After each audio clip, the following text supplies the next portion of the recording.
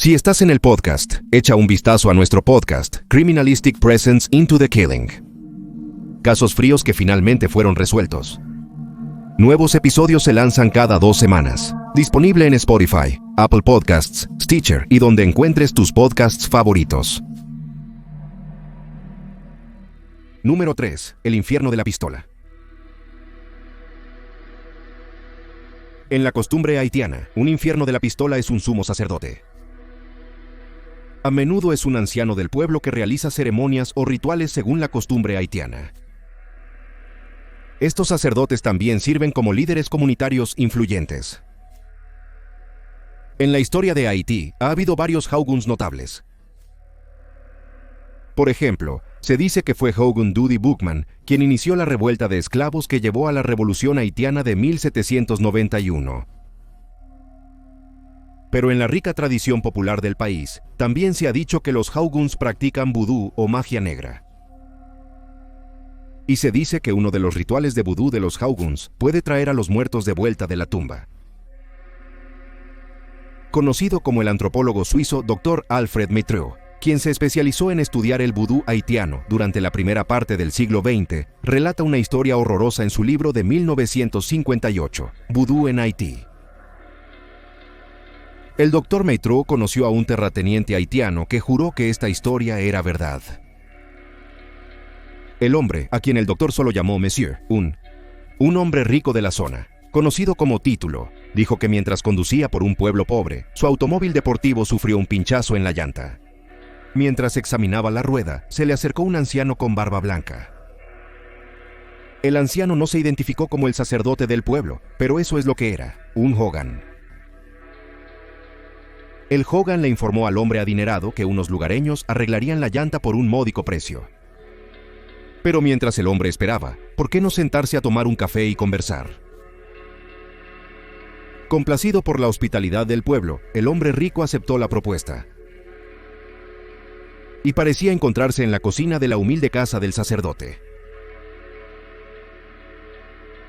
Después de algunas cortesías, el anciano confesó su secreto al hombre rico.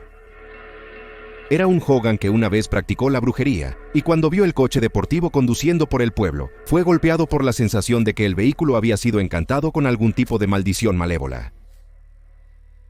El propio Hogan conjuró el olor que causó que el neumático se desinflara para salvar al hombre rico de un final violento.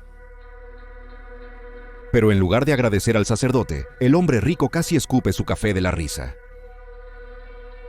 No creía en el poder de los Hogan, o los espíritus malignos, o los amuletos de protección. Era ridículo, dijo. Las burlas del Monsieur enfurecieron al sacerdote.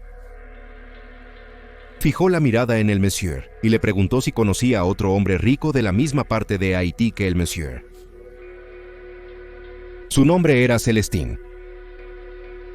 Sorprendido, el hombre rico sí conocía a Celestín, pero había muerto el año anterior. De hecho, había sido uno de los dolientes en el concurrido funeral del hombre. La otra palabra, el Hogan, fue a una pared y tomó un látigo. El sacerdote chasqueó el látigo 6 veces, espantando al Monsieur. Tras un tenso momento, la puerta de la cocina se abrió revelando a un hombre tambaleante que llevaba una bandeja de frutas hacia la mesa. La marcha torpe y la postura encorvada de la figura al principio impidieron que el Monsieur viera claramente la figura, pero... Como dije, el rico se sorprendió al ver que este hombre era en realidad su difunto amigo Celestín. El Monsieur dejó caer su taza, que se estrelló contra el suelo. Vestía harapos, estaba demacrado y pálido, sin duda era él. El hombre rico intentó hablar con Celestín, pero no obtuvo respuesta. El hombre zombificado salió silenciosamente de la cocina de nuevo. El Hogan, complacido por la sorpresa del hombre rico, se inclinó sobre la mesa y explicó con calma que podría ser de su mejor interés creer en el poder de un Hogan, pero algo similar debería sucederle a él.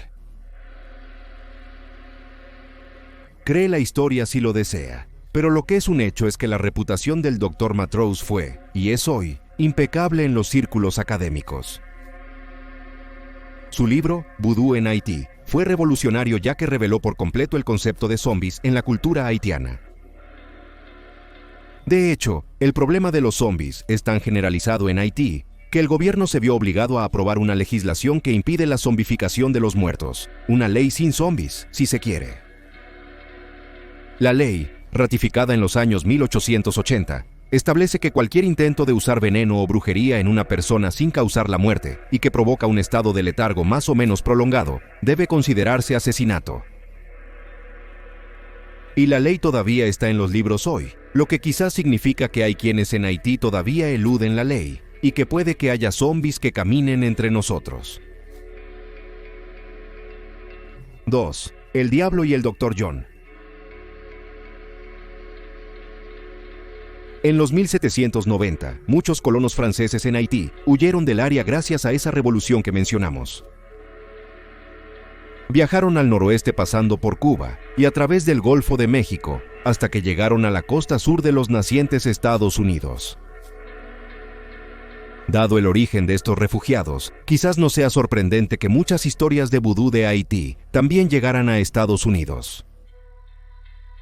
Pero una de estas leyendas se basa, al menos en parte, en hechos reales. A mediados de los años 1800, un hombre llamado Jean Croix, originario de Senegal, llegó a la Gran Fácil a través del comercio de esclavos. Finalmente liberado, estableció un pequeño negocio en Nueva Orleans, practicando vudú. Había sido entrenado en las formas del Hogan mientras fue esclavo en Haití, y al parecer tenía talento para ello. Pero a medida que comenzó a ganarse bien la vida, fabricando muñecas de vudú, pociones de amor y talismanes para los ricos residentes blancos de Nueva Orleans, Dr. John, como se le llamaba, vio aumentar su influencia y sus poderes de vudú. Comenzaron a circular rumores de que el Dr. John tenía más de 100 años. Aunque para algunos parecía un anciano agradable, para otros aún tenía un filo. Quizás una ira subyacente hacia los hombres blancos por su esclavitud y cautiverio. Es difícil culparlo, pero también es confuso aprender que en respuesta, el Dr. John tenía sus propios esclavos. Los nuevos seguidores del Dr. John informan haber visto a docenas de hombres afroamericanos que deambulaban por la creciente finca de Hogan, realizando tareas serviles. O a veces tareas macabras, como visitar cementerios en plena noche en busca de partes de cuerpos frescos para los rituales del doctor. Para un extraño, estos esclavos parecen no poder hablar, ni siquiera hacer contacto visual. De hecho, parecen estar en un estupor, realizando sus tareas sin pensar. Sin embargo, estos esclavos suelen vestir los restos desgastados de lo que pudo ser su mejor traje dominical. Quizás su traje de entierro. Cuando uno de los nuevos seguidores del Dr. John preguntó a una devota de largo tiempo llamada Marie Laveau, ella misma algo de una leyenda del vudú, sobre los esclavos, la anciana Laveau bajó la voz, explicando que eran los muertos vivientes, reanimados por el Dr. John para hacer su voluntad. Laveau le habló a la mujer sobre el cementerio St. Louis, ubicado a unas 8 cuadras cerca del río Mississippi, sin explicar cómo sería posible. Ese cementerio, dijo ella, es una plataforma de piedra llamada el Trono del Diablo. Una noche, mientras las nubes cubrían la luna llena, ella acompañó al Dr. John allí. Mientras él se sentaba en la plataforma, dijo ella, comenzó a conversar con el diablo, quien, durante horas, recitó al Dr. John más de 1000 encantamientos. Rituales que le permitirían tomar a los recién fallecidos y convertirlos en zombies. Después de usar sus poderes para crear su horda de zombies, se dice que el Dr. John transmitió su conocimiento satánico a algunos de sus seguidores. Por lo tanto, se podría argumentar que estas historias de zombies que surgen de Nueva Orleans hoy podrían ser el resultado de ese primer encuentro entre el diablo y el Dr. John. Cuando Marie Laveau murió en 1881, se dice que insistió en ser enterrada en el cementerio St. Louis número 1. Y es allí donde encontrará sus restos hoy mientras el legado del Dr. John perdura. A finales de los años 60, el pianista de Nueva Orleans Martin Revenac afirmó que era la reencarnación del Dr. John y adoptó el nombre de Hogan como su personaje de escenario. Dr. John llegaría a ganar 6 Grammys, quizás con la ayuda de esa vieja magia negra. Número 1. Yang Shi. Imagina caminar por un viejo camino rural cuando te encuentras con un letrero que dice «Cruce de cadáveres». Esta es la realidad en algunas partes rurales de China donde se dice que aún se practica una antigua tradición. Aunque este cuento de zombies tiene más que ver con la practicidad que con lo macabro, quizás. La leyenda se originó en la dinastía Qing de China, a mediados del siglo XVII. A medida que partes de China comenzaron a expandirse durante ese periodo, sus ciudadanos comenzaron a viajar cada vez más lejos de sus lugares de origen en busca de trabajo. Sin embargo, las costumbres chinas todavía dictaban que a menos que una persona recientemente fallecida fuera enterrada en su ciudad natal, entre su familia y amigos, su fantasma estaba condenado a permanecer en la tierra, inquieto y perdido. Entonces, ¿qué debía hacer un sepulturero? Sin infraestructura de viaje en muchas partes de la China rural, transportar un cadáver a través de vastas extensiones de tierra resultó casi imposible. Los sepultureros comenzaron a contratar a caminantes de cadáveres, que se decía que tenían la habilidad mágica de reanimar un cadáver, a veces docenas de ellos, y llevarlos a casa. Aunque la carga era de origen sobrenatural, aún eran cadáveres propensos a descomponerse con el calor y a endurecerse debido a la rigidez cadavérica en el camino. Por lo tanto, los caminantes de cadáveres solo viajaban de noche cuando hacía fresco y a menudo trabajaban en parejas. Mientras el caminante guiaba a un cadáver que a menudo tenía los brazos estirados frente a él, quizás el origen del moderno caminar zombie que conocemos hoy, el otro caminante de cadáveres viajaría adelante lanzando dinero falso en el camino, como pago para la vida después de la muerte.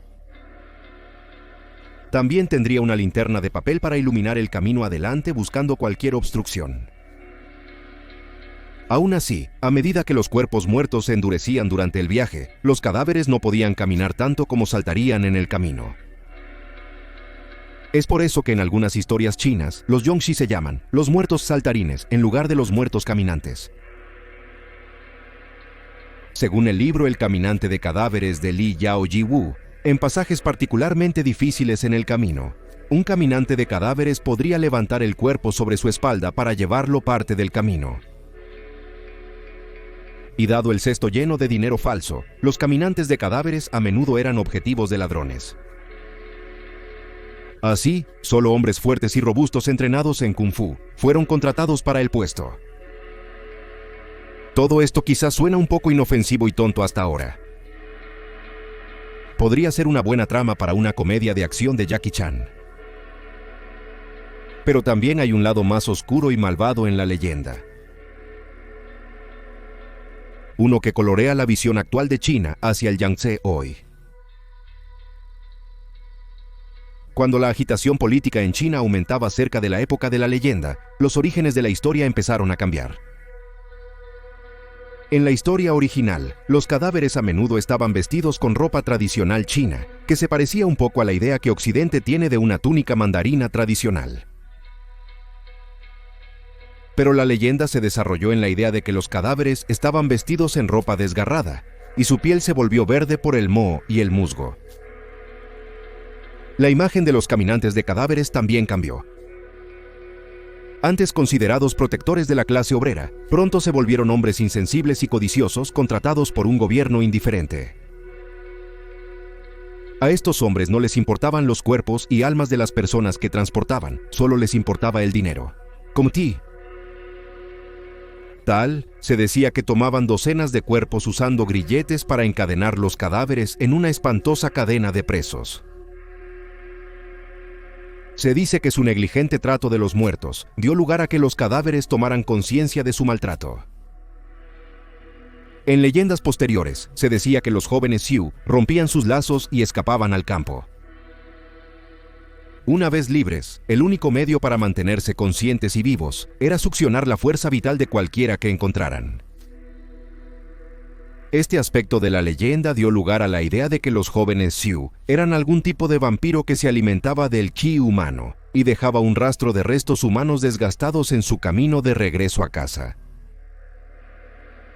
La limitada capacidad de los cadáveres para saltar también se transformó eventualmente en la idea de que podían salir de lugares altos, sorprendiendo a menudo a sus víctimas al caer del cielo. En China hoy, la ficción Yongshi es tan popular como la ficción de zombies y vampiros en Occidente. Y es igual de importante para la cultura popular allí. Si tienes amigos que afirman practicar Feng Shui como una forma de organizar su espacio vital, la próxima vez que los visites, mira hacia abajo antes de entrar. Un trozo de madera de 6 pulgadas que abarca la apertura de la puerta es una solución temporal, para ahuyentar a los muertos saltarines que chupan la vida. Gracias por ver el video, esperamos que haya sido interesante. Si lo encontraste interesante, asegúrate de suscribirte. Habrá un nuevo video paranormal cada semana. Si descubriste este canal recientemente, visita nuestro otro canal, Criminally Listed. Tenemos más de 325 videos que presentan historias de crímenes extraños pero verdaderos. Encuéntralo en youtube.com, Criminally Listed. Gracias por ver.